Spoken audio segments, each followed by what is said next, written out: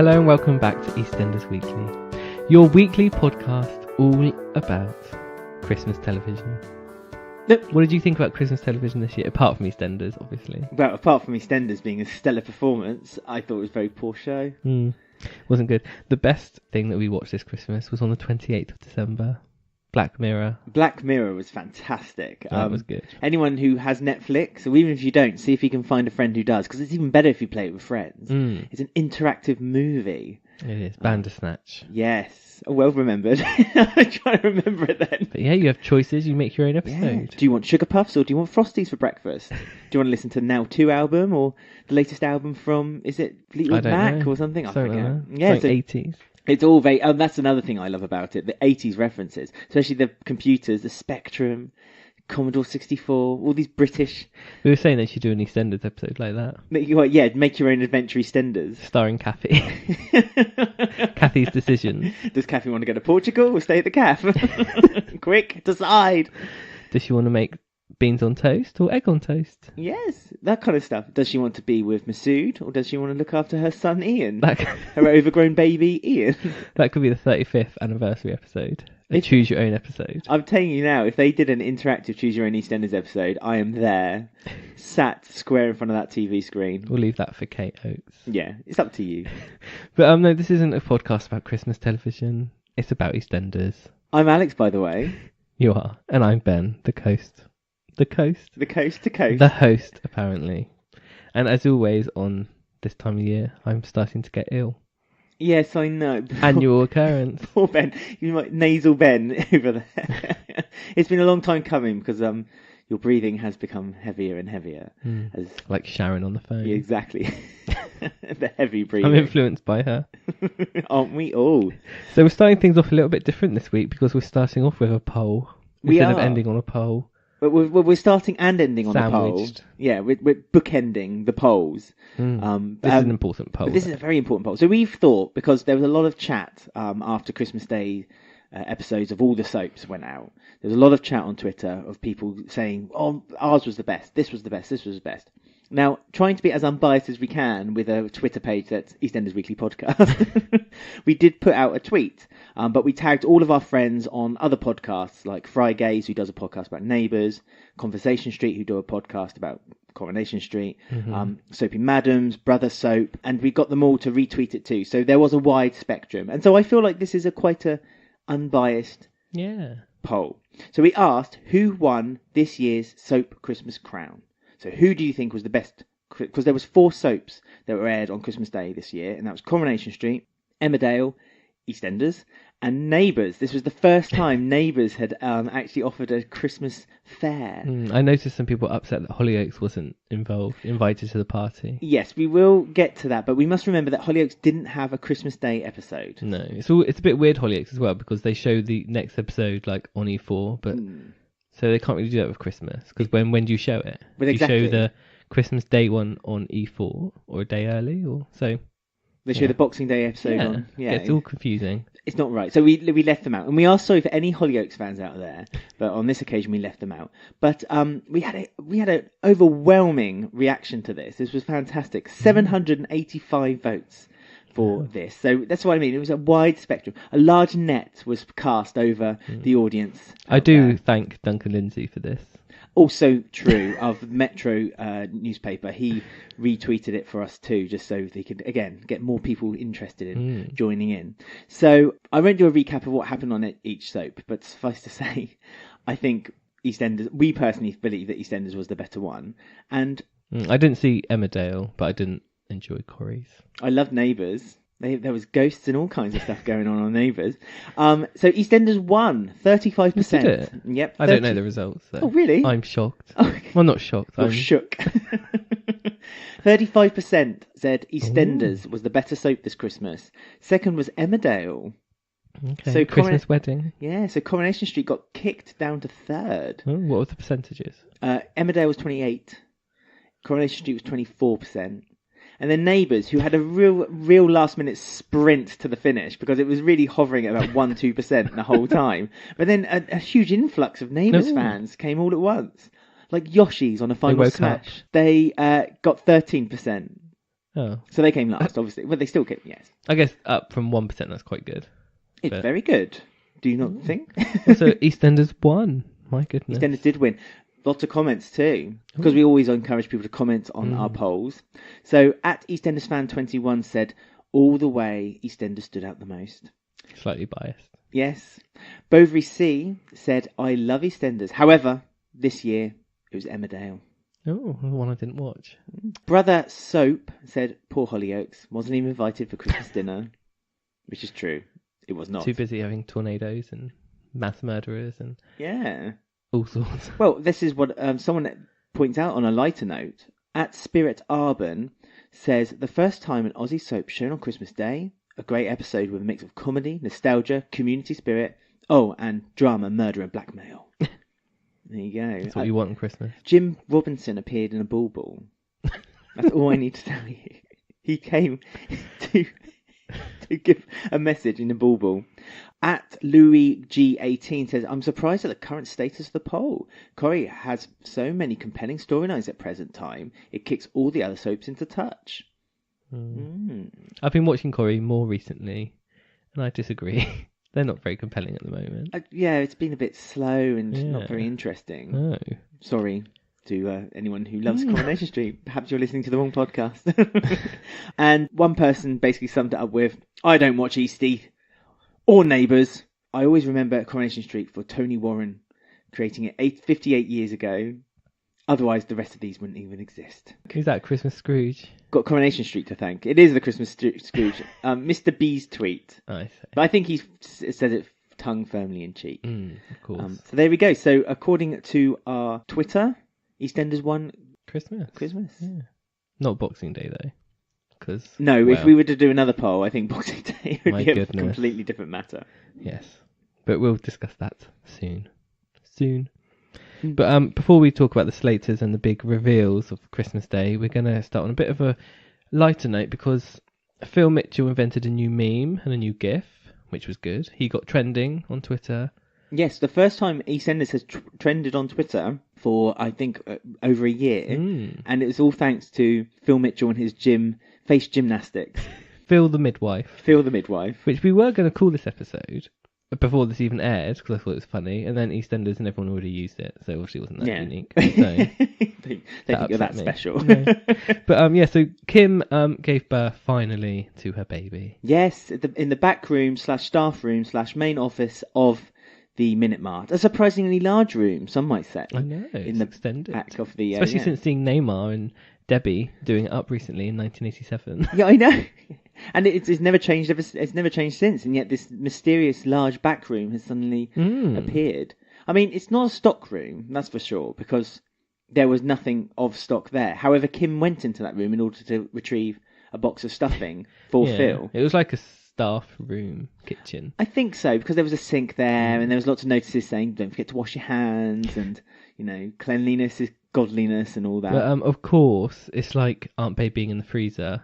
That side of the door, there's no handle. You know who they need? They need Tony back. Well, no, it's probably Tony's dodgy job. Well, from the 1987. Yeah, they probably haven't changed the door since then. He's put more damp in the house. Neymar's like, I'll do it myself. And this is the result. 30 years later, it's ruined. I mean, we must stop blurring lines between classic and current EastEnders. No. Neymar's slowly becoming my favourite. Oh, really? She's so feisty and headstrong and hates men. So you. So I like that. Phil gets trapped in the staff room with Kim, and she goes into labour. I know. And we have the amazing scenes of where Phil has to help. Yeah. And it's quite nice for Steve, I think, this week. He's gotten quite good, not comedic, but more of the fun human side of Phil. Yeah, he's become a bit two-dimensional recently. Yeah, his exposure has been a lot more friendlier and a bit more community, which is what really Phil used to be. But there was always that dark edge to him, rather than now the dark edge has taken him over, and this kind of comedy side is his little side that he likes to let out. It's really nice to see. But he's on the phone and they say, "Oh, you have to see how dilated she is." Yeah, and then Phil immediately replies, "Oh, can't you do that yourself?" And she pulls down her trousers so he can have a quick look, and the faces he pulls. It looked like he had lots of fun filming that though. Yeah, you know the scene in Total Recall when Arnold Schwarzenegger is like out on the Mars without the space helmet on, and so his head keeps expanding and shrinking because of the pressure of the planet. That's what Phil looked like when he was looking at Kim's Kim's universe. Yeah. Exactly. I like the line later on when Kim and Denise see Phil, and she goes, "Oh well, Phil's seen it all now," and Denise goes, "That makes two of us." Yeah. It's like, oh, there was quite a few references to Denise and Phil as well about them having a baby, because when she gives birth and she gets out of the minute mark, there's like a look between Phil and Denise, almost like we have a baby out there somewhere. Yeah. So yeah, I'm not sure if that's something that's going to crop up next year. I also thought that there was hints, ever so slightly hints, of a Phil and Kim relationship. Oh, do you think? Yeah, I always go down to the base level, and it has to be a relationship because that's where soaps lie, isn't it? But they, when Kim later on in the week, when she's come back from the hospital, she invites Phil over for dinner, and I think over at the dinner table there was like a bit of mutual respect for one another. Something that Phil doesn't give out lightly. He's like only gives it. No, I mean there's all those things lying under it, isn't there? Because she keeps talking about Vincent, and Pearl's drawn a family photo of Vincent not in it, and obviously there's Phil has that. He does have a conscience, apparently. A small one, but it's there. Yeah, every time Vincent's brought up, he does feel a bit like, oh, that's down to me. So I think that's more where that relationship. Oh, really? Because the way that when Phil says, "Pass us some of that sauce," and Patrick was like, "This is homemade," like it's like showing off, and Kim went, "Stop! There's so much brandy in that. You shouldn't have any." So she consciously, like she knew he was an alcoholic. She stopped him having any. Like it's not. I don't know. Is this something? Yeah, but men and women can be friends. Not in Soapland, they can't. That's true. We've got a lot to testify for that. Yeah, Keanu, looking at you. Yes, we'll be talking about you later, son. But yeah, that was a nice dinner. Dennis came along. Yeah, Louise wasn't invited. I know, that was funny. And they cut to Louise. She was at home alone crying. Poor Louise. He also bought her a holiday because he's feeling guilty of the Vincent thing. Euro Airline. Wonder where she's going. Europe. Well, let's hope we can continue to keep that then next week when we find out they've gone to Trinidad. Oh yeah, Europe Airline. yeah. Oh well, no. To be fair, airlines can go to international. Yeah. Like Japan Airlines does fly outside of Japan. That's true. But yeah, we've got a name for the baby as well. We have, which I liked, but I liked the original form before they then changed the double twist. Yeah, they changed the emphasis on the. Well, they changed the way a certain letter is pronounced. So they liked the word Micah, and then they wanted to change it to Mika. So they changed the I from an I sound to an E sound, which is a very small thing for me to get upset about. But for about 10 minutes, I was like, oh, I preferred Micah. I mean, at least you didn't call it like what we might have thought. We thought it was going to go for like an anniversary name. So 33rd anniversary. It doesn't have a ring to it, does it? No, not quite. Not like Pearl. No. Precious Stone. I quite like the idea of Phil as well.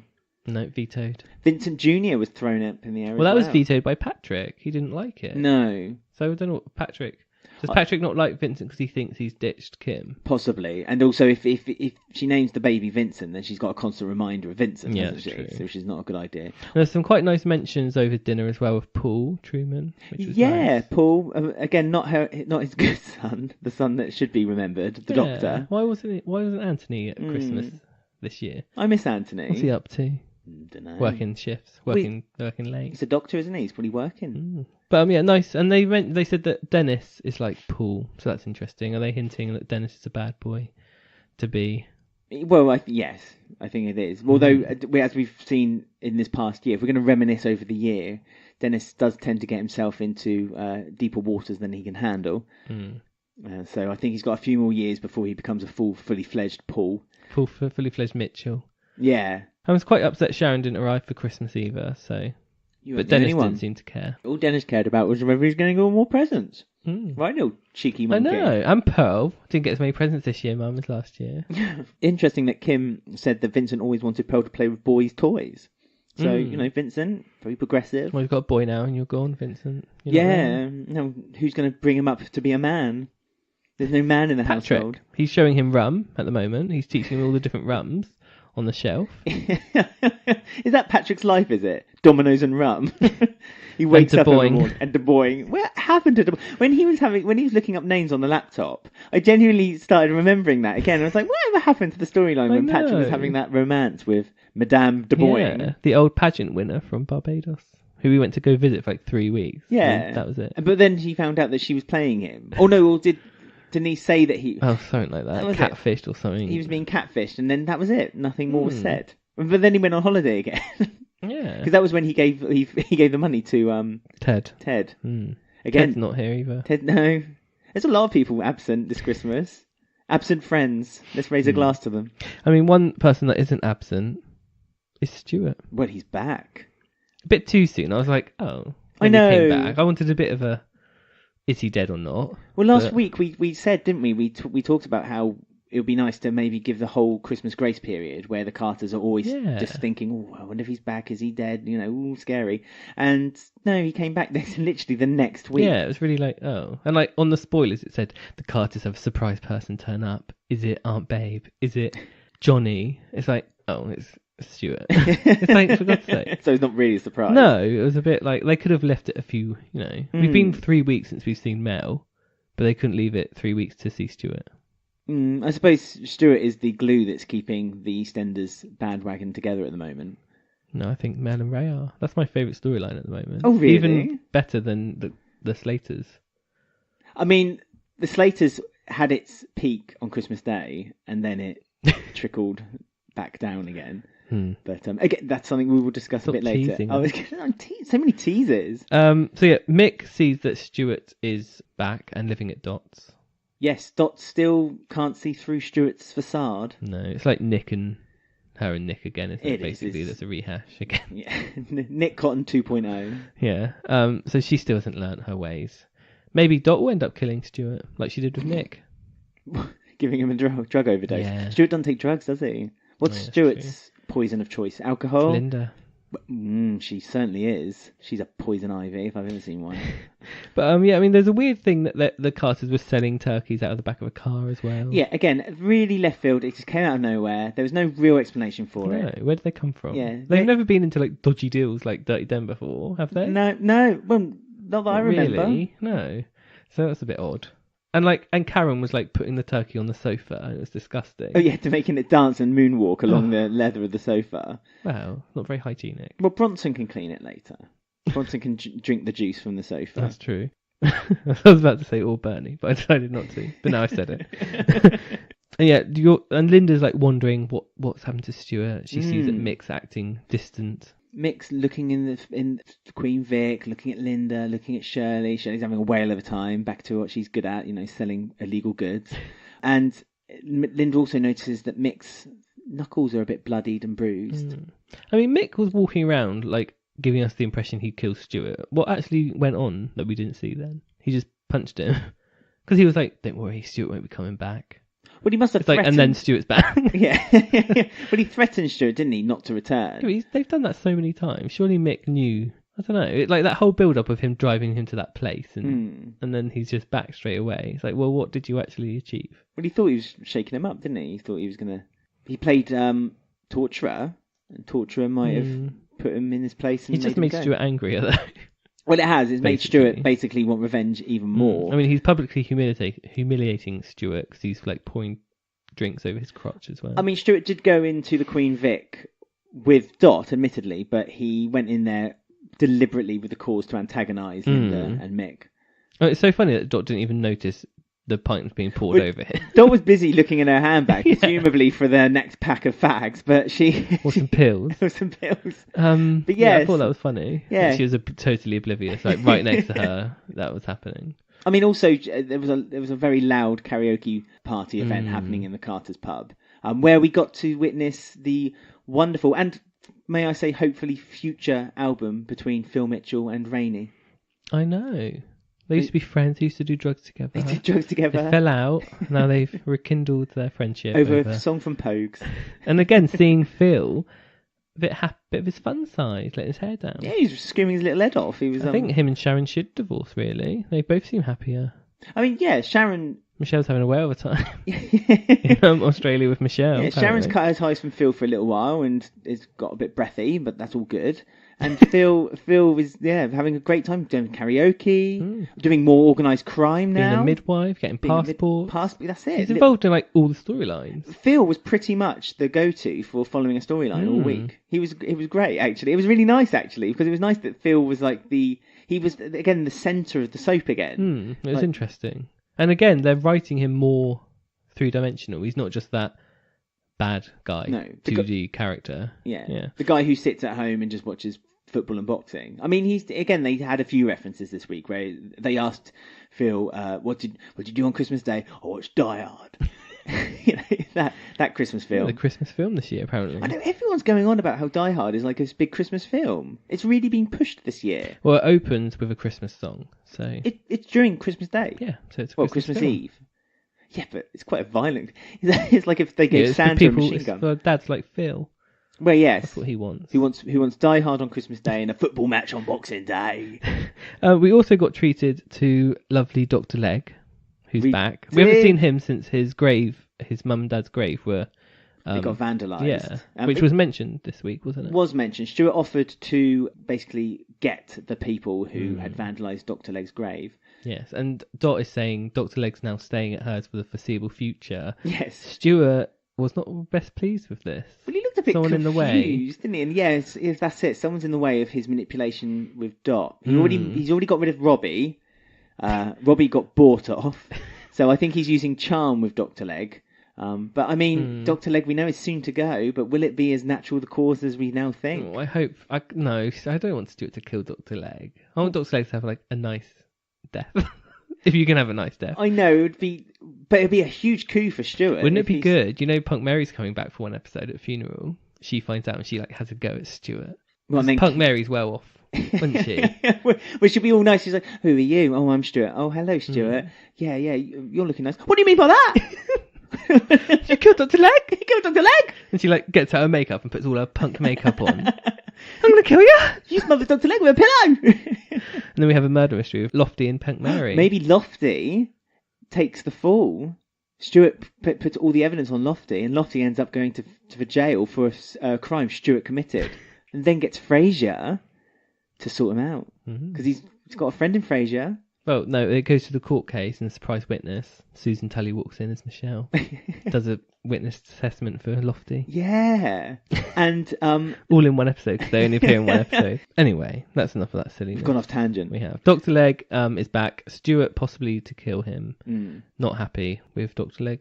Do you think he's going to, because he knows about the vandalising the graves and stuff, is he going to do that himself and upset Dr. Leg or something? Well, continue the vandalism, or maybe send him... that's true. He might send him like letters from the people who vandalised his parents' grave. Or he'll vandalise Dot's house with like a Nazi symbol. Yeah, and Dr. Leg will think, I must have to leave. I can't have this happen to Dot. Maybe something like that. But like the stress of it all could kill Dr. Leg.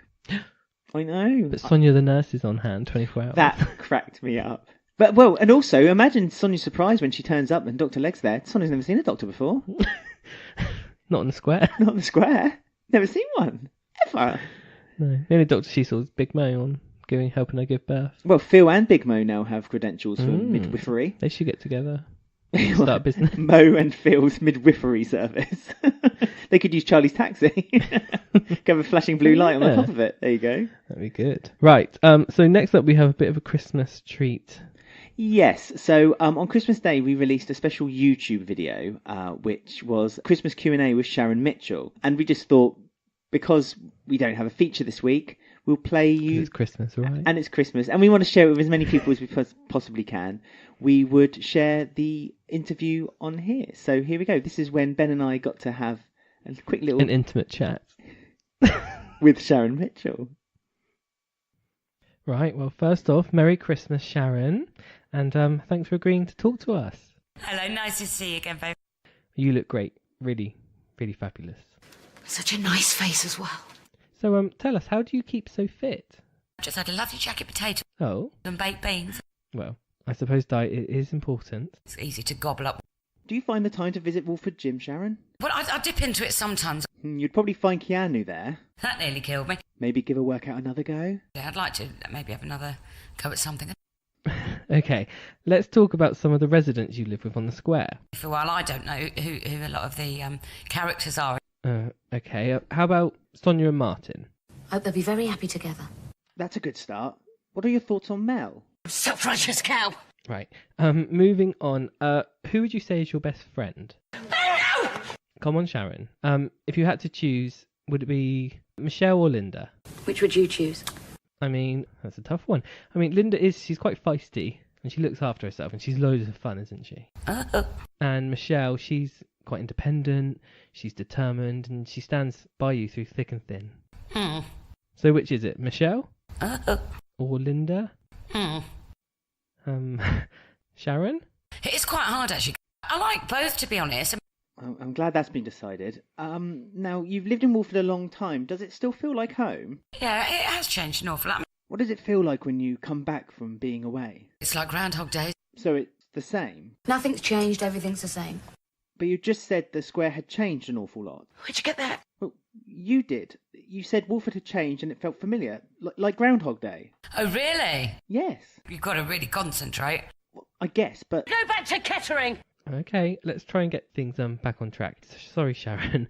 We didn't mean to offend you. Perhaps we should start wrapping this up a bit. None of us are getting any younger. Okay, you've made yourself clear. But before we go, we'd like to play a game. What 3 things can you not live without? Are you sure? 3? Yes, 3. Which would you choose? Oh, no, the listeners don't want to know our 3. No, come on, Sharon. We only have 5 more minutes left on the parking meter. Good old-fashioned listening. Right, yeah, that's good. That's your first. Bras. Bras?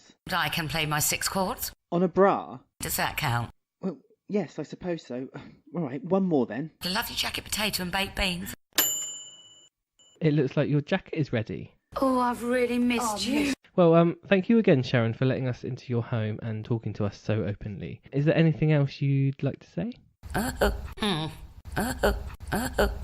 That's great. Well, have a great Christmas and have a happy New Year. Thanks. What a lovely woman.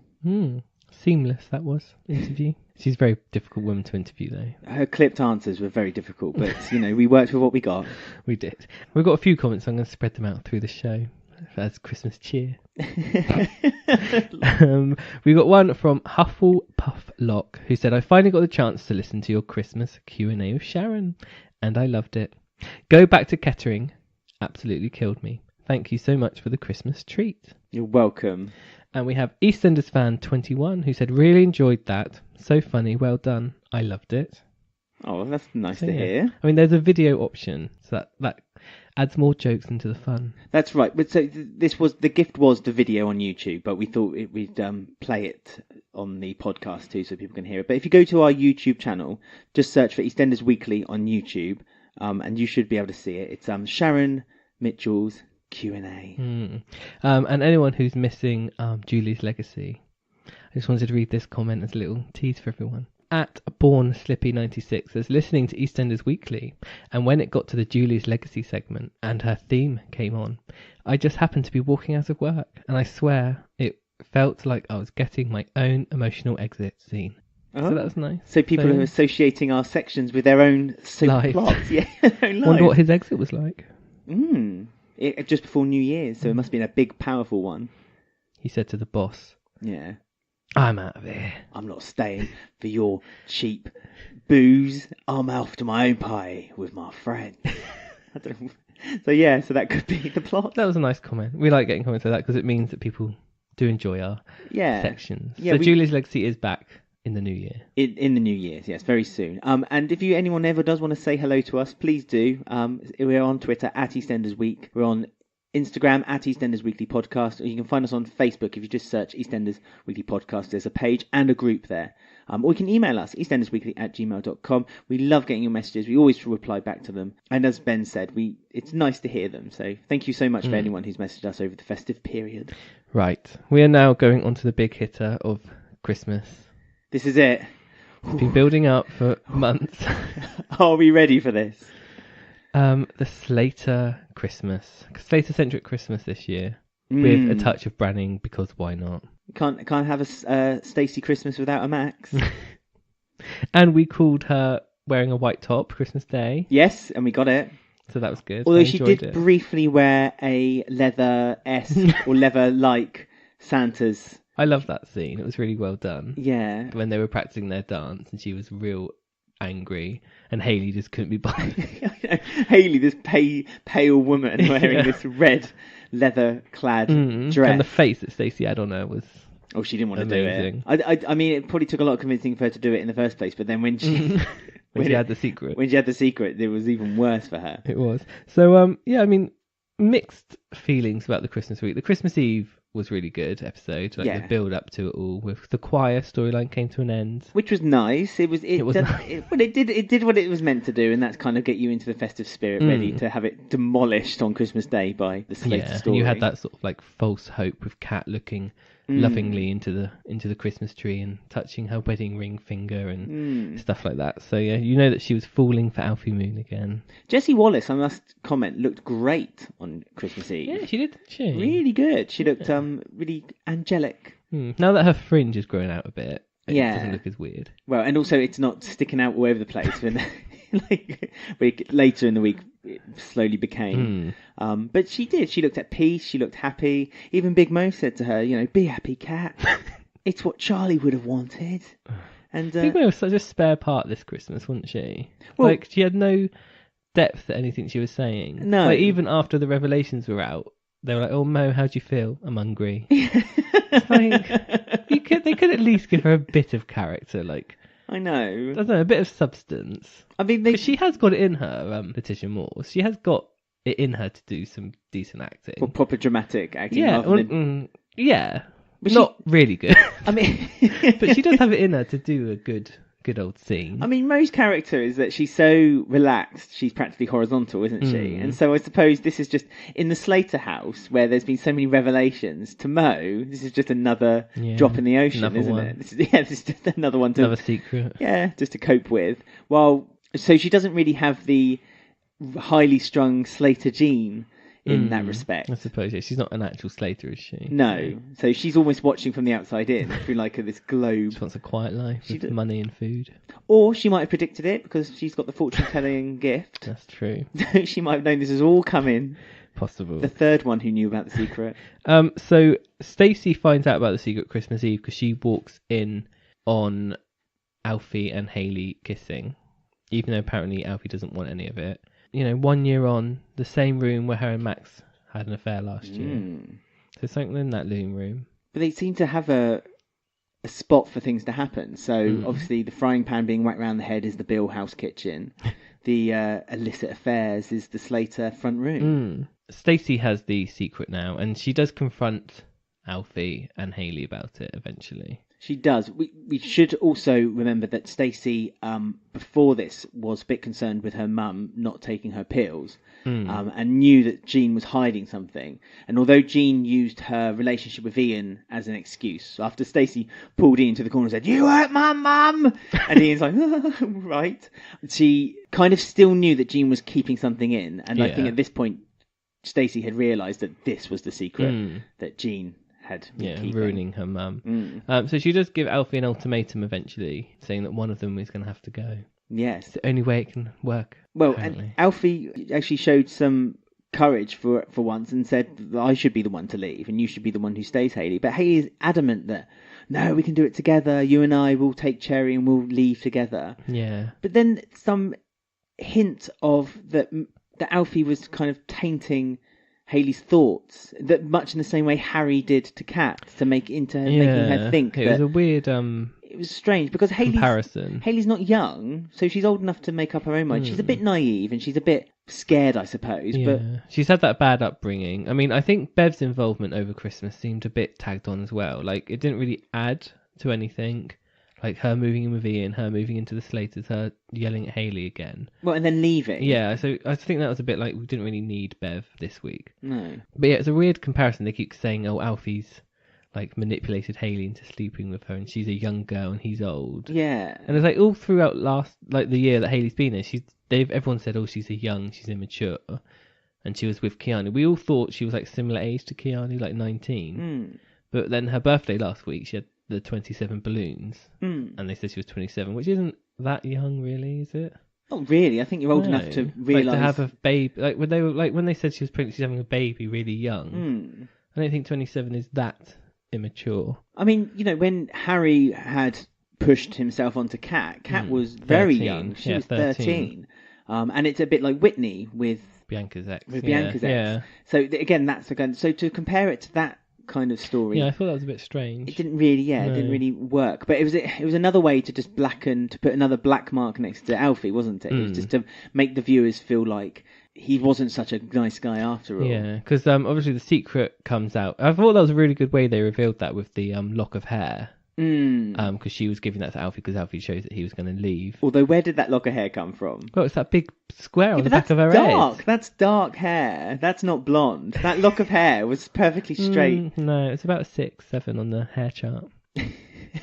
So dark blonde, brown. Do you reckon Letitia gave a bit of her hair to What, a bleached, But fried ends, frazzled ends that broken off and then she brushes it. But that was a good reveal because she gives it to Alfie and Kat sees it and he chucks it in the fire. So that's why the fire was there. All for that. There we go. All for that one bit. and obviously Kat's been a bit suspicious for like weeks, we think. So yeah, she went into the fire and saw, and why have you given this lock of hair? So I thought that was a really good reveal. It was like good build up. Yeah, and because everyone in the lounge is in watching as well, so they're all watching on, and yeah, I mean, this is the one time Tiff didn't get out her mobile phone to record the incident as it happened. That's true. She didn't want to put that on Instagram. That's not a media family. But it all eventually erupts upstairs, and they keep sort of dancing around the stairs. It's like, well, someone's going to go down here. Stacey gets herself involved because Max has talked to Kat and Stacey in the Vic. Yes. Kat also, we keep jumping ahead a little bit. Kat also had that brilliant scene when she first walks out. So they have that huge argument and she ruins the room. She first walks out and she sings at the karaoke. And she has that breakdown at the end where she's kind of... It reminded me, again, referencing teenage television, it reminded me of Saved by the Bell when Jessie did her I'm so excited when she had too much caffeine pill, Yeah, slightly. It was very similar. Yeah. And there was that weird flashback at the beginning of the episode where Harry was coming on to Kat when she was young, and that was the same song was playing that she sung at karaoke, and she was crying. So that was the link there. But and they had Kaplunk. They kept showing Kaplunk as well, which I thought was strange, but also I quite liked that they linked it. So in the flashback, young Kat gets a game of Kaplunk, and then they go, "Ooh, Kaplunk, we'll play that later." And then Martin then opens a present for one of the kids, and it's a game of Kaplunk. So I thought that was a nice link. There were lots of references for Kat about her horrible past. But I thought that flashback would be much more... Yeah, I thought that. Like, it would have something bigger. More established. It would be establishing more. Because they announced there was a flashback, and they announced all the actors and everything. Yeah. And then it was literally like 10 seconds. It was blinking, you missed so, it. Yeah, that was a bit just tacked on. Not really needed just for that karaoke section. I mean, I would have rather they had done, even if it was just like a little 15-minute tidbit of like an episode, an actual episode of episode on EastEnders. YouTube or something, or BBC Three. Well, absolutely, online story where you could actually see like the Slater Christmas on the day when Harry first made his move with Kat. We saw young Lynn as well. We did. That was fun. Haven't seen Lynn for a while. She has karaoke. Max speaks to her and convinces her to like go and talk. She tries to have a go at Max as well. Yeah, Max says no. I know. So that's shocking. He's a married man with a child. Rainey seemed a bit jealous as well that he was like going after these people. Him and Stacey had a little moment and they sort of kind of touch hands and look at each other. Slid away. But nothing happened, thank God. God, that would have been awful if something like that had happened. It was just so unnecessary. Yeah. I'm hoping that it'll just be forgotten. Like that didn't even happen. Yeah, I hope so. I don't want Stacey and Max. I mean, you were saying that the person who wrote this year's Christmas episode was the Simon Ashdown, I think his name is. The same guy who wrote last year's Christmas episode. So he likes his Stacey and his Max. big thing is Stacey and Max, Yeah, he does enjoy them. He just has to put them in even when they're not wanted, not needed. So I'm hoping that other writers might correct the error of his ways in the future. Yeah, hopefully. So then the last 10 minutes, sort of, the 3 Slater women are in the house and Alfie's in the house, and it's sort of Alfie suddenly changes, I feel. Like, she says that, well, you've always seen me as dirty because of what Harry could do. You could never cope with it. And he suddenly, like, turns, and the lighting changes all dark, and he has bags under his eyes, and he suddenly looks evil. And then, Stacey's at the bottom of the stairs. She goes running up to see, basically, because it starts getting quite physical up there. And so Stacey's like, get off. And then he says something to Hayley. And then she'll never see Cherry again. I'll take her, she's mine. Yeah, and that's the final switch for Hayley. And Hayley's, come on then, because Alfie does go into her face, though. Goes right up into her. And she pushes him away from her. Alfie falls down the stairs. And then those logs. I mean, Big Mo has been saying for days, someone needs to move those logs or someone's going to get hurt. We did say that a few weeks ago when they kept tripping over that same box, didn't we? We said something's going to happen where they're going to hit. I mean, the loft didn't collapse. No, well, I was certain that was going to happen. Well, when they showed some of the decorations catching on fire, I thought, oh, here we go. Yeah. This is it. This is the story about to happen. But no, all red herrings. They were. Lots of them. But the logs were not. So Alfie hit his head, and we believed it to be a fatal fall. And then Boxing Day happened. Yeah, and then it was all unravelled on Boxing Day, and all the good work they had done seemed to not really work. I mean, you weren't too against it when you saw it when you were watching it live. I mean, it was Boxing Day. I'd had a few Guinnesses, so it might have been maybe through beer goggles, perhaps. But it was it was nice to have a full episode on one family. I do enjoy like single episodes with just one family. Yeah, I think the trouble with me was that I was going into it expecting something that I didn't get. If that makes sense. You're right. It wasn't the ending, because we were coming up with all kinds of theories, weren't we, on Twitter as well? We were saying to people, do you reckon that Max is going to put his head round the door, see Alfie, and he's going to help them hide up the body, or do you think this is going to? And we, lots of theories were getting thrown up in the air, and none of the theories basically touched on what was going to happen. It was a bit like it was silly. I was expecting it to be like gritty and dark. Someone's just possibly died in the house. You expect it to be gritty and dark, and we have to cover up this murder. Everyone's leaving the Vic, and they're coming over across the square back into the house. There's 15 people that live here. We have to hide it. And then Jean comes in and starts like making tea and like stepping over the body. Yeah, and pretending it's not there. And it's like I know Jean's eccentric and stuff, and she doesn't cope under pressure, but it's a body, like it's a dead body. Like I don't think she would have reacted like that. Jean's reaction seemed a bit moot, and it wasn't. Yeah, it just seemed surprising that once it had been revealed to Jean that Alfie had died, even though they gave so many clues for her to leave, it was like even Stacey said, "Just take the hint, Mum." Her defense mechanism to it was to clean. Yeah, I mean, I suppose like keeping herself busy in the kitchen, but it's when she came in with tea and crumpets and like steps over. That's when I thought, no, this is just silly now. And the fact that like Kat did that like goodbye speech to him and kissed him and hugged him. See, now this was the one bit I actually liked. Yeah, that was nice. If he was dead, because I was the fact is that I wanted him to die. I wasn't against this fact, so I was like quite happy for him. So I was expecting to go into this episode for it to be like not a fun, but like a murder cover up or something like that. And then but the fact that he's been alive, but she's hugging him, kissing him. Surely she'd feel him breathing. I mean, before we knew he was alive, I liked that scene. Yeah, because it was like a goodbye, and this is the end of Kat and Alfie. Yeah, so I mean, from watching the Boxing Day episode for the first time, thinking that Alfie's dead, it was good. The reason the episode was ruined was the last 2 minutes when you realised Alfie's not dead and he's just run away with Cherry, and that for me was why a lot of people felt it was ruined. And because that speech Kat made to Alfie when she said, "You were my man on the moon, I love you and I'm sorry always," that was a really lovely speech. And you're right, in the context of Alfie being dead, perfect. In the context of Alfie tricking them all, and so showing yet another layer where he's not so good after all. Like he just fallen downstairs, had quite a serious injury. He obviously was knocked out. So he wakes up in the middle of the lounge. First thing he does is I'm going to quickly get Cherry and run away. But he hasn't got. Does he have the car keys on him?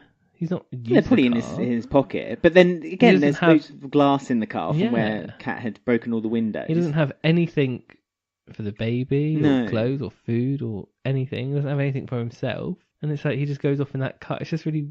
That is true, actually, because obviously that child's going to need to eat, and he's got no feeding. Yeah, apparatus, and he spent the last 8 months telling Kat, "You're not allowed to see the kids. You're not a good mum." And now he's just left the 3 kids with her, but taken Cherry. Yeah, it's like what? It's just. I would have preferred him to have just died and them have to You wanted not necessarily cover up the murder, but maybe lie to the police and say he fell. And then you have that like thing of Hayley not coping with lying, because we know she's not very good under pressure lying. Well, even Stacey said when she said, "I don't think I can lie. I don't think I can do this." I don't know. Towards the end of it, Stacey was kind of up for it. Tell me what lie to do, and I said, "Well, we'll do it." Need to know the lie. Stacey's and like, well they didn't worn with phone lies. an ambulance and stuff like that. It was just a bit. Well, Jean silly. phoned the ambulance, didn't she? Yeah. Jean was the one, and then they all panicked again because they were all going, "What are you phoning the ambulance for? Oh, we haven't had time to think." But again, like if the fatality has happened, they keep you on the line. But like Jean's just sat there doing the dishes. No, okay. It was a bit like, I don't know. It's a bit. It was a bit silly, yeah. It's suspended belief. I mean, we have a friend, and he had spoken to John York. Didn't particularly like the Boxing Day episode. And he made his either. feelings known quite publicly as well. So he did speak to John York, and John did say what they were going for. They were going for the feel of a Joe Orton play, he's well known for doing like really black, dark comedy plays. So that's what they were going with like the tea and crumpets and stepping over bodies and almost like a stuff gothic that. play. Like Yeah. so, it's a dark subject, but they're making light of it. So that's interesting. If that's the case, then they've probably achieved it because there was a bit of farcicalness that worked quite nicely with it. I guess in the writers' room they were saying it was the Boxing Days meant to be a bit of a lighter fun, not fun, but like throwaway-ish. But I just think it was wasted on the fact that it was a bit too silly, especially when EastEnders is meant to be its gritty London. Yeah, but after such a gritty Christmas Day episode, it was a bit of a dampener to then get this silly, almost 40 Towers like Boxing Day episode. Yeah, it fell a bit flat. Yeah, which is a shame. And also going on to the rest of the week, we then just have Alfie in a car down the road. Yeah, outside perfectly fine. Joanne's cafe. Yeah, and asking for passports from Phil. Again, Phil's back in the mix. Yeah, Phil says, "Are you sure? Yes, this is right." And Alfie says, "You sound like someone familiar," meaning his mum, Peggy. Because he said family. Yeah, it's all about family. Family's number one. He said, "Oh, you sound like that's very familiar," and I think Phil liked that link. And yeah, it was strange. It kind of like there's such a wonderful Christmas Day episode. It had so much praise. It was trending on Twitter. No other soap was really trending that day. Episode. It was just fantastic. And then I still do think I still prefer Last Christmas's. I thought that was really well done compared to this Christmas. Really? Apart from Abby dying. I was going to say, considering the but that subject wasn't on matter, Christmas. She didn't die till like the New Year. But like, it was really well written. It was real fast paced last year, and Tanya turned up, and it was really well written with Tanya and Max, and they did all the reveals about Jane and the texts and all that. It was really good. And then this year, it was a different feel, but I do prefer last year's, apart from the result of poor Abby. Right.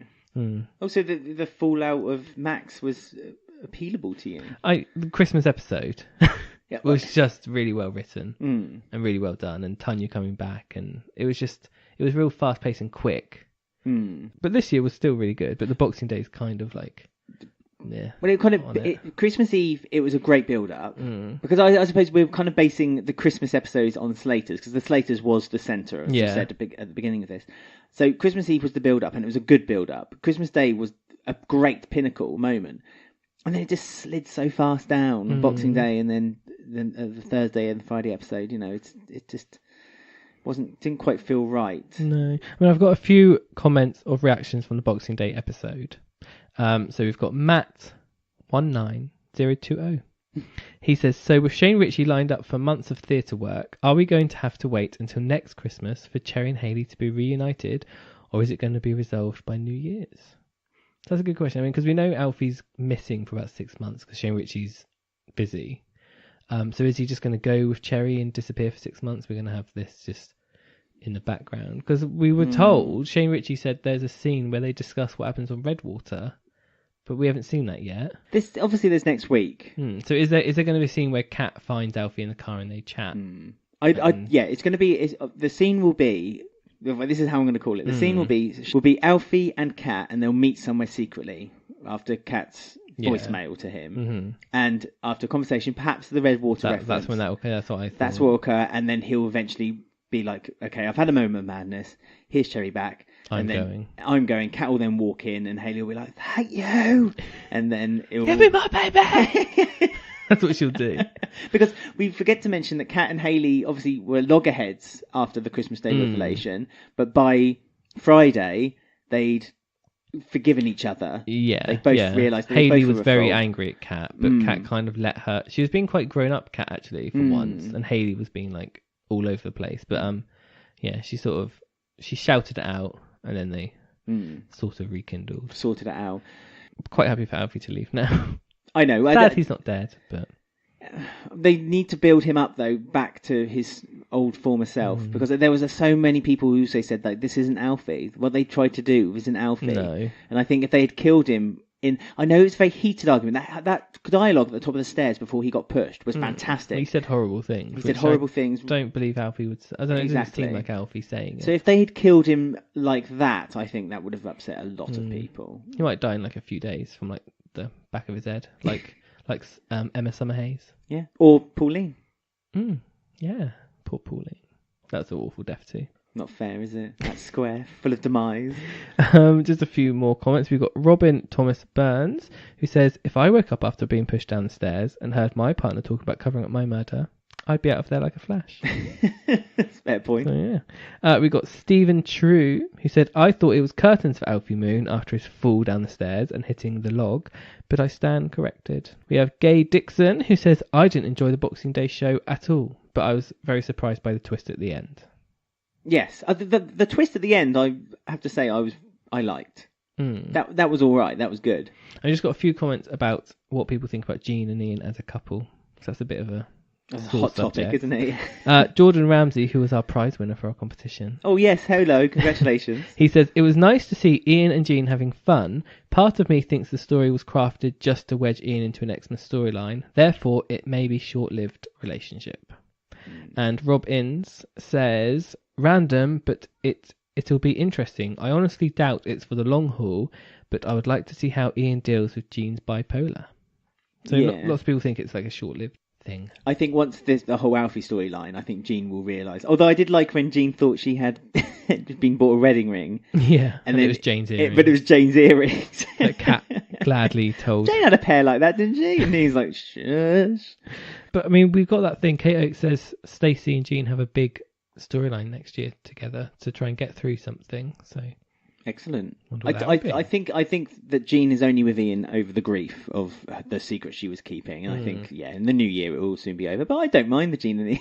I quite liked it. No, I prefer them just to be friends. Yeah, doesn't suit. They just don't look right together. It looks odd. I hope they're together when Kathy eventually does return, because I'd like Kathy to be like. Yeah, what her reaction? Well, she'd be really angry because Ian made such a weeping excuse for why he didn't want her to be with Masood. Then she returns back from her mysterious 2-month holiday, and she sees that he's together with Jean. Well, speaking of Kathy's 2-month holiday. Oh, right, yes. She did need quite a break because in 1987 on Classic EastEnders. This is Classic EastEnders chat, by the way. Get ready. She's been knitting her socks off. She's using the wool from her socks to knit with. It's gone insane. She's got a big order she has to get done. Mehmet has got a family member. Dodgy one. Dodgy as heck. And he wants, was it 6 dozen? 74, wasn't it? Yeah, 6 dozen, yeah. By Monday. Jumpers, by Monday. 8 a.m. Yeah, no later. I'm not giving any excuse. We need it by then. So she's got Michelle helping. And Lofty. Yeah, well, Lofty wasn't much help. He broke the machine. Ian's asleep a lot because he's having too much sex. So he can't stay awake. Ian at his catering college has got a new girlfriend. We're suspecting it might be Cindy, but we're not sure. That must be soon. And he basically can't. He's having so much rampant sex. He's just sleeping everywhere on Lou's sofa, on Lou's lap. I don't know, everywhere you can think of. And Pete's really proud. Oh yeah, Pete can't go. It's what boys do. It's what you don't do. Yeah, and Kathy's like, if you have a daughter, you wouldn't say this. Nah, shut up. No, Kathy said, Kathy said if it was a daughter, you'd be thinking the complete different. Kathy, it's the way of the world. It's what it's meant to be. It's like, what? So men are meant to be proud of their boys having sex with other men's daughters. Yeah. Nice. Pete, and also Pete offered to help Kathy pack up the jumpers. Well, yes. And he rolled it into a ball and just put it in a bowl. He stuffed it in a plastic bag and then threw it in a box. Yeah, that would do. Here you go, Half a Kath. pint. I'm going to have a tankard. Have you noticed Pete started drinking from a tankard as well? He's no longer having his has gin he? and tonics anymore. He stopped drinking his gin and Is tonics. that where with Martin little gets pinky it in from? He looks up to his Uncle Pete. Oh, maybe. He has the same jacket as him as well. Yeah, he does. And the same job. Well, the fruit and veg store. Yeah. He's inherited it. Exactly. He looks up to his Uncle Pete. Who wouldn't? Yeah. But I mean, Pete Juggling that orange was really annoying. He wasn't even juggling I it. He know. was just throwing it in the air. He's going do do do do do do do do do over everyone's lines as well, and like you could tell the Gillian Tailforth, who plays Kathy, was just getting like annoyed. Yeah, I mean, Pete's indecisiveness is really beginning to grind. Also, it's like he changes his opinion on the snap of a moment. So he's like, "Oh, I don't believe in that. Oh, did you say that, Kathy? Ah, you're all right. All right, then we'll do it, Kathy. Can we get a new sewing machine? What do you need a new sewing machine, Kathy? Can't afford that. Can't afford that. Got no money. Oh, go on then, Kathy. I'll buy you a new sewing machine. But it's not like over a period of time. It's No. literally in one 10 sentence. seconds. Yeah. Well, I love Pete. I love making fun of him. He's like the Jack Branning of classic. He days. is. He hasn't hit anyone just yet. He's come close to hitting Pat. We've got the Walford attacker storyline bubbling, Yes. and we don't know the results because I don't want to know, and I don't want to know. No, So, we keep it to ourselves. yeah. Keep it to yourselves. But Don't spoil Punk it, Mary thought to have got attacked, but she didn't. No, one of the other prostitutes that she was on their patch. Yeah. And you should have known because there was like a scratch right down her right cheek. It's like a Whitney. A Whitney nail. Whitney nail attack. Sharon thought she got attacked. And she was like running around the square gardens, like back and forth. I'd love to see like an aerial shot. Just you can get those things where like on a computer game where it shows you the trail of where you've run. What she done. She's running up and down to every gate that was locked for some reason. Yeah. That's funny, but there's no one there. Well, and also Den heard her, and Yeah. so Den rescued her. So she's not allowed to walk on her own anymore. And Lofty's been told that if ever a woman needs a walking home, you need to help them. Of course. Arthur is in the mental institute. He is, although He's rocking and not talking and not coping very well. He's got his 3 tubes of refreshers, so that should keep him going for a few days. Also, Pauline believes. But he was quite happy when Michelle turned up with a packet of digestive biscuits, and that cheered him right up. He was happy to meet her. I'd be happy. Yeah. 1987 is quite good so far. It's hitting all the bases. We've got real dark storylines of Arthur. We got Kath knitting and building an empire. Kath's tired eyes. They used their black makeup and just put it underneath her eyes to show how tired she was. That was 'Cause great. They worked all night. 4 jumpers left. 2 hours left. I think we're gonna do it. We can do it, mate. We can do it. I love how Kathy says mate all the time. I know. It's She's really great. funny, like a smoky voice. I mean, Mehmet is overcharging his punters as well. Don't forget. Yeah, Matt's quite naughty and bad, isn't he? He's quite nothing redeeming about him And yet. Ali is picking up on it now. Like at first it was like, oh, he's my brother, he's a bit cheeky, but he's all right. But now Ali's noticed because obviously Kathy did all those jumpers and then found out that she's not going to get paid for it because she made them and he was just Declared announcing bankrupt. yeah. That's why they needed it before 8 o'clock. Mm. Because if she had found out, then. But I mean, Ali wasn't very quick to find out, so she probably had a bit more time on her hands. Yeah. While they were celebrating in the Vic. And I also enjoy the cat in the cafe. He's loving it. Oh yeah, but where's his brother? I know. It's a bit sad that they split them up. Stupid Debbie. I know. Talking of Debbie, She's in a horrible flat. she's in a Mould horrible everywhere. flat mold. There's Leaking a roof. I yeah, can't cope. but what's her face? She fixed it. Oh yeah, she's up there. Yeah. Just a loose tile. On the- I love Neymar. She just is against all the men, and it's amazing. And she doesn't back down either. She annoys me a little bit. She's giving lifts to her friends. Yes, No which plan. yeah, and they offered her her a job getting commission on taxi because they need a female taxi driver. Mm. There's loads of stuff happened, hasn't it? Dot's got a new doctor who she didn't approve of because he wasn't white. Yeah, but then then offered her a place in a special clinic, and she was, Oh, yeah. special clinic, you say? Ooh. And then that was Yeah, that she was loved that. it. Yeah, So it's all going on. So right, we're just going to pop over and play a quick game now of Slater Family Values.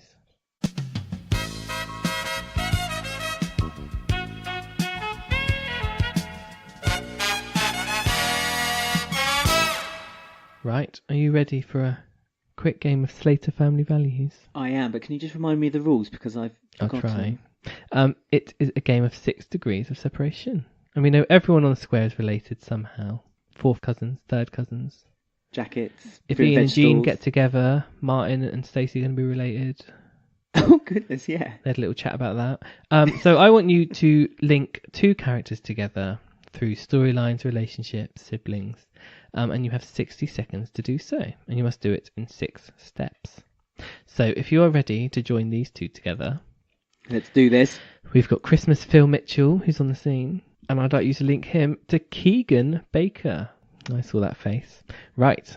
Okay. So in 3, 2, 1, go. Okay.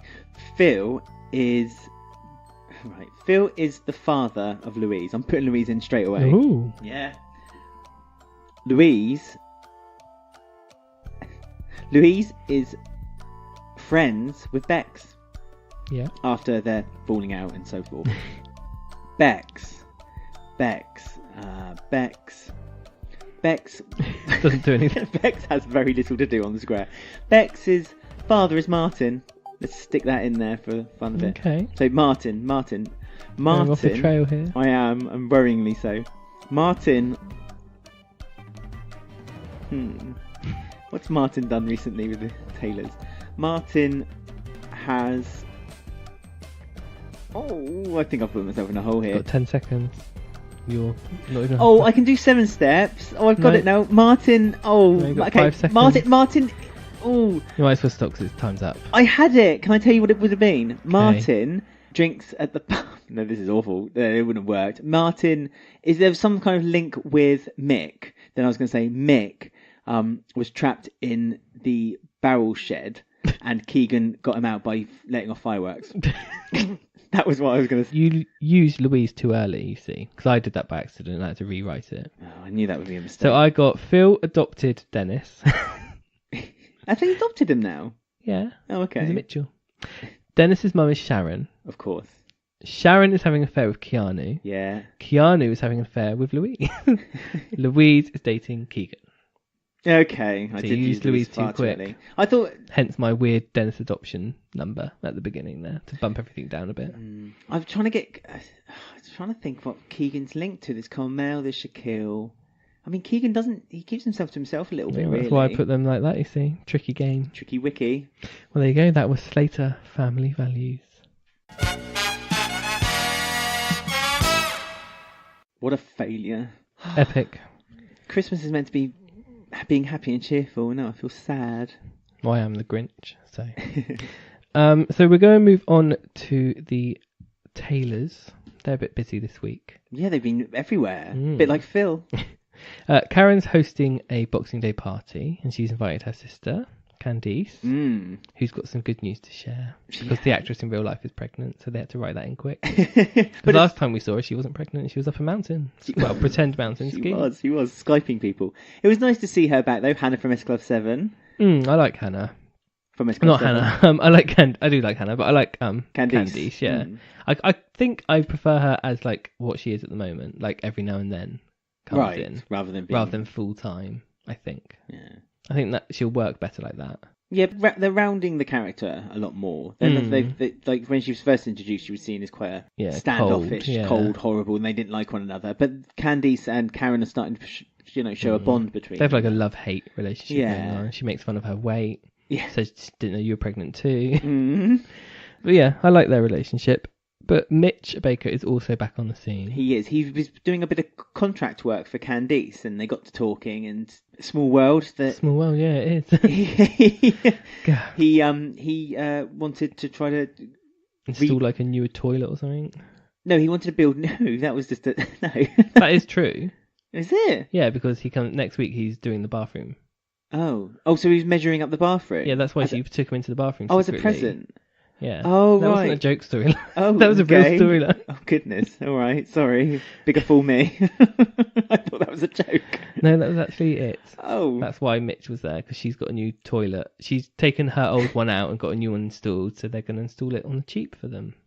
Right. Oh, so what? Karen's getting Candice's hand-me-down toilet? I think so, yeah. It's not clothing. It's not like I suppose you can clean it, disinfect it. Well, Karen doesn't care. She puts a raw turkey over the sofa. I mean, how none of them got food poisoning on Christmas Day is beyond mine. Because that turkey was proper defrosted and basically cooking in the heat of the room That's disgusting. from Bronson's breath. It was gross. But we had a few nice scenes with Candice and Karen, like their love-hate relationship bits, and that was nice. And obviously the toilet reveal. I'm calling it a reveal. I'm ashamed that I didn't pick up on this at the time. It's fine. I read the week ahead spoilers you see, and I saw it was something like a line saying like Mitch is busy building a new toilet for Keegan or something like that. It was something stupid. Building a new toilet for Keegan. It was something I love along that the specifically for Keegan as well, because Keegan has a special bottom. Dad of the year. He needs a special toilet, does Keegan? He can't use the toilet like every other man. Also, we got the scenes with Keegan, who gets upset because Mitch is back and he's not a very good dad. So he then wants to buy some drugs. So he's on drugs, apparently. We didn't know this, did we, really? Like, officially? Well, we didn't know if this was his first packet. Well, he had the number saved, didn't he, on his phone? That's true, and he wanted it as soon as possible. They had the drop-off point. Sticks was back. Sticks is back. Jagger's missing, so we're unsure about Jagger's future because we believe that his contract is up. Yes. Now this goes back to my theory that I made 2-3 weeks ago, that the storyline that they're doing with Evie was intended to be with Jagger, but for one reason or another, they've changed it to a female. So it's become a female character. Perhaps because they've just done the big storyline with Ruby and the whole... Maybe it was like a bit Kate overpowering. Oates, because this storyline is going to be going into Kate Oates's. Maybe she didn't want to do the grooming storyline that she did with Bethany Platt on Coronation Street. Perhaps. Maybe. But So I think it changed it to a the Evie thing. I mean, it's still grooming. It's still But it's a different angle on it. Yeah, but Maybe I mean, that's why. don't you think that if they had it as a male grooming a female, it would be seen as a bit close to the bone with Ruby, since they're doing such a big thing? That's So if they did it with a female, it might be. It's a different angle though. It certainly is. Because it kind of changed about the time when Kate Oates was behind the scenes working alongside John York. But she's not got any scenes yet. She's not done any participation toward it yet, Kate Oates. No, but like she might have been able to say, "Oh, this is one of the storylines that I'm going to be doing. Do you mind if we?"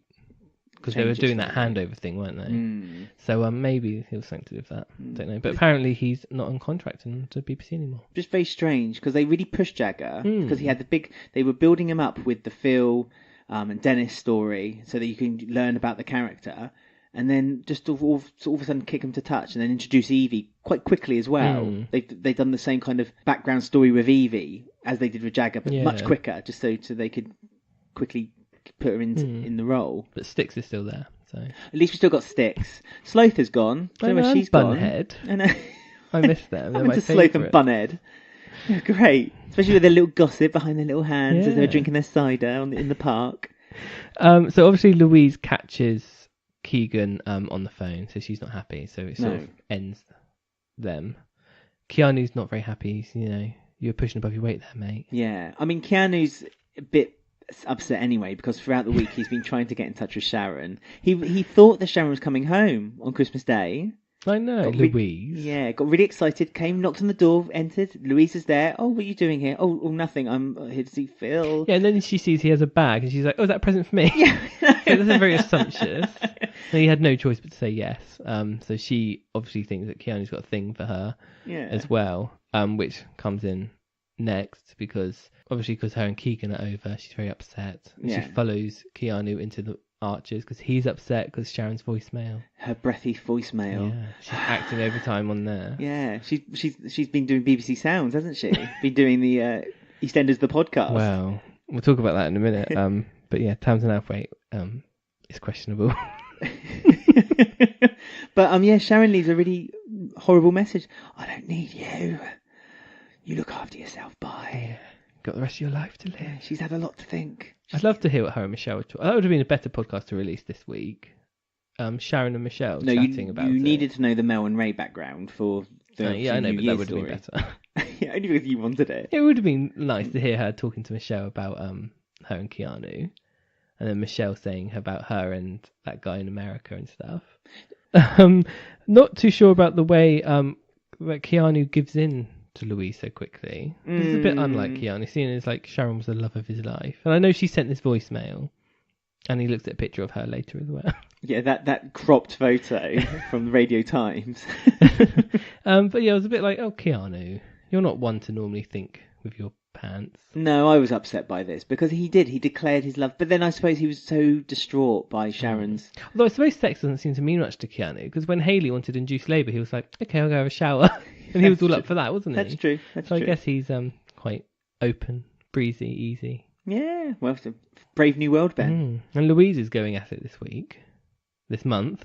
Louise Hunter. Louise said that she's not cheap, but really kind of contradicted herself by the way she was launching herself on any male that's... Yeah, it's weird. She's gone through about 5 different guys, or tried to. Well, she did 3 this week. Keegan, Keanu, and Ray. Because the next day, Keanu says, what we did Yes. shouldn't happen again. It was a mistake. And Louise was like, but what about this necklace you bought me? And Keanu's like, yeah, let's just... I know forget about jewellery, that. apparently. I know jewellery. Maybe she stole the heist jewellery. And then, she then phones her mum and then gets like a weird... Who's her mum? Let's remind any listeners. Lisa. Yes. Who's on the podcast this week. She is. Not our podcast. No, the EastEnders, the podcast. The official EastEnders podcast. Yes. But yeah, and she says, wait, where's my mum? So someone else answers her phone, I'm guessing. That's interesting. So is Lisa back in a mental asylum? Or is Lisa on her way to Mel's wedding? Oh, yeah. That'd be fun. I mean, you suspect that they wouldn't have called in Lisa to do a audio drama if there wasn't a reason because she's behind not in the it. podcast much. She's in it for like 2 minutes, and she doesn't have anything big to say. No, she just kind of or fills the anything gap. to reveal. Yeah. The podcast is so funny. We'll talk about it when we talk about Mel's storyline, but it's so funny when they're horse riding. But yeah, I mean, they got Lucy Benjamin back in just for that. No way. No, she must have more. I hope to she do. appears at the wedding. That'd be really cool. Because we know that they record it at the studios. They record the podcast at L Street. They don't go to their radio studios. So yeah, I hope that she does appear, because she should be at Mel's wedding. That'd be cool. It'd be nice to see Lisa. And she can see Phil, and Sharon's not there as well, so it'll be a bit of tension. She can be there for Louise when Louise needs her. Yeah, that's obviously there's something there bubbling over with Louise, because she was really upset after the phone call. But as you've well. never really found out what she was upset about. Just that she couldn't speak to her mum. I thought she was going to call Sharon, actually. When she made the phone call, I thought she was going to call Sharon and say, Sharon, I've made a mistake. and then have Sharon like come rushing back and be like, what are you doing for Louise? Yeah, that would have been good. That'd be nice. Yeah. I don't want that reveal to go on and on and on and on. We've got, the trouble is, Keanu, the guy who plays Keanu, he's in a play at the moment, Phil's in a play. So they're both going to have to leave. So I don't know how they're going to leave, and then is Sharon going to just not come back until they come back? Like March? The result is we get more Keanu. I'm more than willing to wait. Wait till March? I would wait till March I would wait all year for it if it meant that we were going to but we're missing out on Sharon reacting to Mel's wedding. Imagine the facial reaction. Do you reckon Sharon never got an invitation to Mel's wedding? Phil gets one. Does he? Yeah, Phil and Louise are there. Yeah, but it's not... And Tina, for some reason. Right. Tina? She's there. She's filling out the numbers. And Halfway's there, and I can finally talk about Halfway wearing a hat next week. Oh, okay. Yes, you've been dying to talk about that as well. That'd be a top priority. Also with the Taylors this week, we have like a mini storyline with Bernie and Tiff, where she asks her to go to the cinema. Yes, and then gets stood up by Tiff. And Bernie's... Yes, because Evie's got a banging house party, and she doesn't want to go on her own. But Bernie gets herself all dressed up, she puts makeup on. Sad. She's kind of, in her head, rekindled this... potential romance between her and Tiff. Just casually said, "Oh, I love you, Tiff. I love you, Bernie." And like Bernie and I went, she wasn't really happy. She's seeing more into it than what Tiff is. Yeah, well, Tiff's not into it at all. No, but Tiff's obviously led her. Kissing her. I know, it's getting silly. But yeah, Bernie put on quite the effort as well. She put on some makeup, straightened her hair a little bit. First time we've seen her straight hair down. But it was really sad when she was at the tube station and she's waiting and it's 1:15, so she knows she's been stood up, and she suddenly realises that she's dressed herself all up in these nice clothes and done her makeup, and then wraps herself round with the leather, the denim jacket, and realises that feels like she feels embarrassed all of a sudden. It's not nice. Poor Bernie. I know. She needs some happiness next year, I think. I doubt that's going to come. What makes you say that? Because it's EastEnders. Well, not just that. I just think that Bernie, dark. Bernie and Tiff is going to get darker and darker between them two. Now Evie's on the scene. Well, there's a body in the woods. Young character. Is it Evie? Is it Bernie? Is it Tiff? Is it Louise? Is it Sharon? A young cast member, Sharon. So the final one we have is obviously the tease for next week, because next week is the big Mel and Ray storyline. Yeah. The big Mel week. So we had on Friday we had it bringing back to our minds, because we haven't seen her for about 3 weeks again. I've forgotten what she looked like, quite honestly. This is one thing that I'm wanting Kate to change when she takes over, is to mix the stories within the weeks and not just have 3-week blocks. Because it's really... Because the last time we saw Mel was when Nicola... She was like this big, headstrong wife of Ray's, and she was like, oh, you're nothing, you'll be over in a few weeks. You're nothing to him. And that was the last time we saw them. And then obviously today we have the meeting of the wives. And Nicola seemed to be completely different. She seemed really submissive and up for me, the idea. Well, you said, have I missed a scene somewhere? It's weird. It's like we've missed something. Because the last time we saw her, she was like, I'm not having any of this. I've been the wife for all the time. You're nothing. And she was all strong. She was in a business suit. But then you saw her this time. She was a bit weak and scared of Ray. And I don't know, it was really weird. It was even weirder because you then found out that the secret for the reason why she was scared of Ray, she's known for years. She's known about it for years. Yeah. So was she just playing an act and then realised that actually maybe Mel's onto something here? It's like we've missed something where Mel and her have talked again and partnered up, because she seemed to know that there was a plan. With the wedding. It's what? She wasn't part of the plan originally, was she? Not originally. It was just between Maddie and Mel. Yeah, it's really odd. So that was strange. Maddie, who's a personal trainer but drinks in the day. That's a dangerous game to play. Yeah, she's the worst personal trainer ever. And then Ray was doing quite a few dodgy deals this week as well. Well, guess who we went to visit? Yeah, Mr. Mitchell. We went to see Phil. Another Phil moment. And he wants to buy the stake that Phil has of E20. Because I'm presuming Phil and Sharon have 50-50. Is that right? I guess so. Because he wants to only buy Phil's stake. He was quite implicit about that as well. So there must be a split somewhere. Yeah, that's what I was trying to work out, if Phil's got rid of Sharon's share, because then when the affair comes out, she'll be left with nothing. But then I didn't know. Well, Mel doesn't own any of it, does she? She just works for Sharon. I mean, Sharon brought back E20 as a little project because she said that Phil... to keep her busy. Wait, to keep her busy, and then she didn't do anything. But because Phil always had it, but she... So I think it was when Phil went away, not the time just gone, but the time before. And she opened it back up again without him knowing. And then she got Mel to manage it. Yeah. So Sharon must have some sort of stake in it. Yeah. Maybe she bought 50% off Phil at that time. So then they have 50 each, and Phil's just sold his percent to Ray. To Ray for 600,000. So the value, the net worth of that club is 1.2 million pounds. No, Ray said he's going above the odds for her. Oh, okay, good. To make sure he gets it, because he's got loads of money. I don't know what real estate's like in East London. A lot. Oh. But I mean, he did eventually agree to Ray, because Ray got some dirt on Phil. He did. We brought up loads of past storylines, which I didn't think we'd ever hear again. No. So he reminded him of Aidan, Kira. Yeah. So we know that storyline, that they didn't rewrite Ray's past. He is still part of that. Well, yes, his sister who was married to Aidan. Will she be at the wedding? Will Aidan be at the wedding? That's a good question. Yeah. We know There's someone no who reason Kira wouldn't be at the wedding, because she's his sister. It's his sister.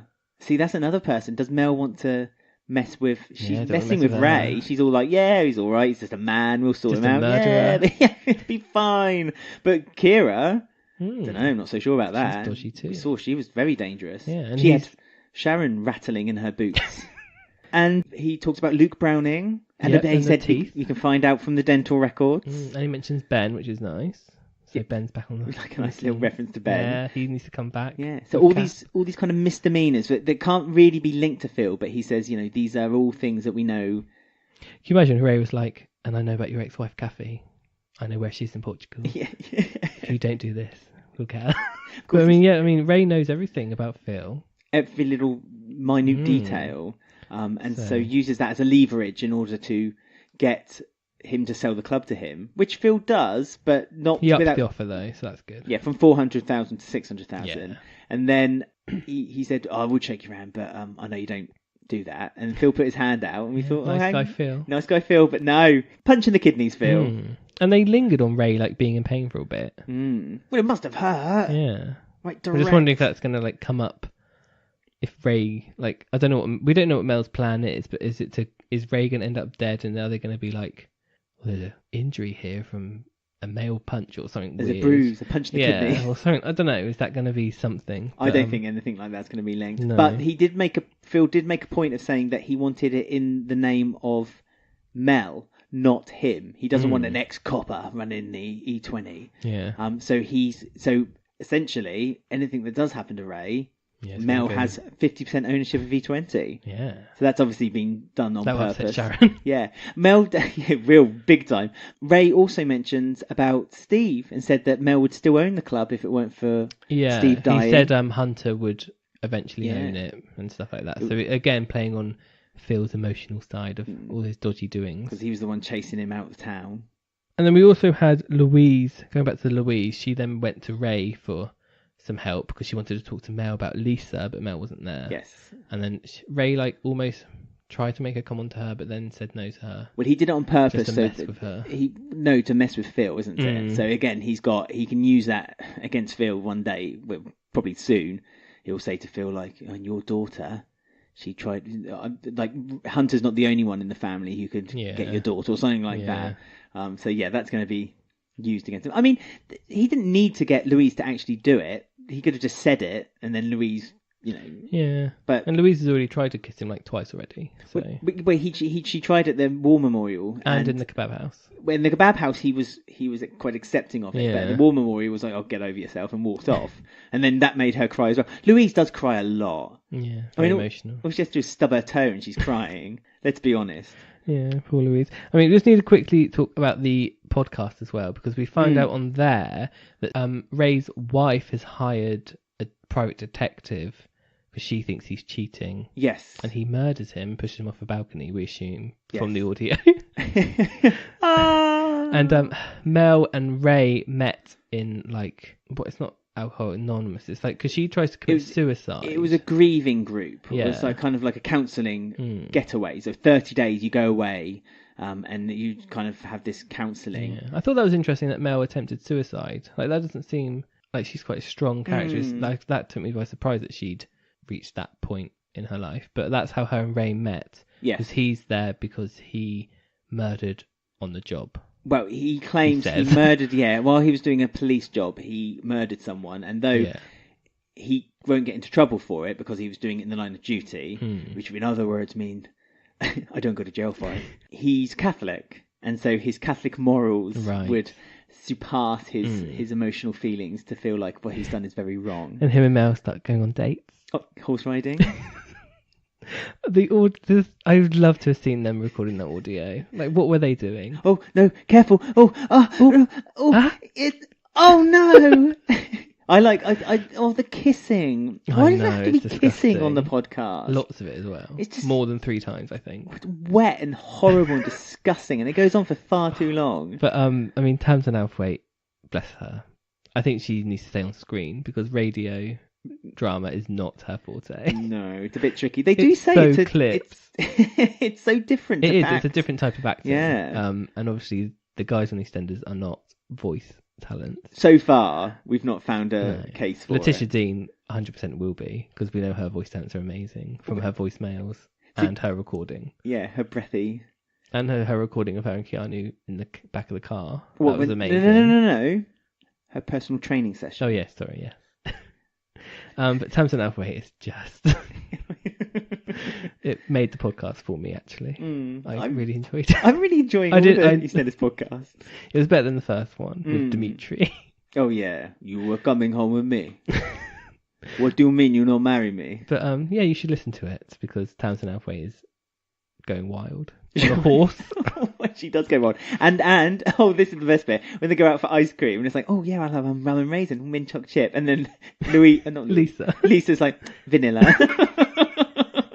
It basically sums up Lisa, doesn't it? Everyone's having these nice exotic flavours, and Lisa's like, I'll have a scoop of vanilla. Well, she's calmed down since she tried to attempt to shoot Phil, so she's calm now. She's a kind of vanilla girl. But next week will be very exciting. It's going to be male-centric. They've released a trailer, and it looks really good, actually. And I like this storyline. It's really fun. And it's something that's different and not something we've seen before. Hopefully it won't be like Christmas, as we say. So it'll be like a New Year's Eve, good. New Year's Day, amazing. 2nd of January, oh, here we go again. But no, it looks really good. Yeah. Very exciting times ahead. And don't forget to listen next week to our bumper New Year's edition. Before we go, as always, we put a poll of the week on Monday when EastEnders is broadcast on Twitter. This week's poll was, which character from Christmas Past would you like back on the square to join in with the festivities? And the options were Janine Butcher, Little Moore, Lauren Branning, or the ghosts of Peggy and Pat. I mean, it's Christmas, so you can have ghosts. Yeah, Neighbours did. Past. Exactly. So if Neighbours can do it, EastEnders certainly can. Hollyoaks can have a tornado, we can have ghosts. All right? Not at Christmas, though. You can't have a tornado at Christmas. So, loads of reactions. Thank you again for voting. Can you guess the winner? It has to be Pat and Peggy's ghosts, surely. Or Janine, if it's like a boring answer. Well, I'll do it in reverse. 4th place was Lauren Branning at 8%. Good. 3rd place was Little Moore at 12%. 2nd place was the ghost of Peggy and Pat at 25%. And well off winner was Janine at 55%. Well, that's what the people want. I think people want Janine back full stop. I don't think any time of the year would be suitable. Anytime Janine's on anything, she just gets all the votes. Oh, she's amazing. Again, thank you for your comments. We've had a few. At Vin Cornelius says, all the missing male heirs of the major families, so Peter and Bobby to finally get into a long-term consequences of Lucy's murder on the Bill family as they try to move on. Ricky and Liam to sort out Tiff, because we all know Whitney ain't up for it. And Ben to complete the set. So you've got lots of people who want back for Christmas. You have to get rid of some if you're going to get all them back. Yep, 1 in, 1 out. That's the rule. It's the BBC way. Danny Robertson says, defo bring back Ben. Ben needs to come back with Kathy. I'm campaigning for Kathy and Ben to live in Iantown. Well, we still think that Kathy might return with Ben. And a Portuguese husband with a kid. You've got it all worked out. At Tattoo_Blonde said would love Sam Mitchell back. At Tattoo Blonde, I didn't reply, but which Sam Mitchell? Oh, the second one. Not Danielle Westbrook. Yeah, I agree with you. Although we do enjoy Danielle Westbrook sometimes. Speak for yourself. And at EE_. She follows us on Twitter, so it'd be mean to Danielle Westbrook. I love Danielle Westbrook. If they follow us on Twitter, we love them, don't we, Dean Gaffney? That's a good point. Who else? We can. Hannah Spaghetti. Yes. From S Club. Hannah from S Club. So we love Candice, although I don't want her full time. And Stuart. There's always a little caveat with you. It's like, oh, I love this person, but not this. That's why we're always quite mean to Jack, because he doesn't follow us on Twitter. Care about him. Yeah, he's a scum on the earth. Tamsin Athwaite's my mate this week. Oh yeah, we love you, Tamsin. I love keeping everyone updated on who likes my tweets from the show. Tamsin Athwaite this week. If you're listening, Robbie last week. By the way, if any of these people are listening, please feel free to say hello. Ben loves it. Ben has a whale of a time. I do. Yeah. Find us on Twitter at EastEnders Week, on Instagram at EastEnders Weekly Podcast. Heard this before. Yeah, might want to hear it again. Find us on Facebook EastEnders Weekly Podcast is a group and a page. You can also email us eastendersweekly@gmail.com. Don't forget to see the Sharon Christmas Q&A on YouTube if you want to see the full video. And I hope you all have a great new year. Better than Mel and Ray. Oh, and speaking of Tamsin Athwaite, we got an invite to Mel's wedding. What? You could have told me. Ben, I don't fit in my dress. Aww.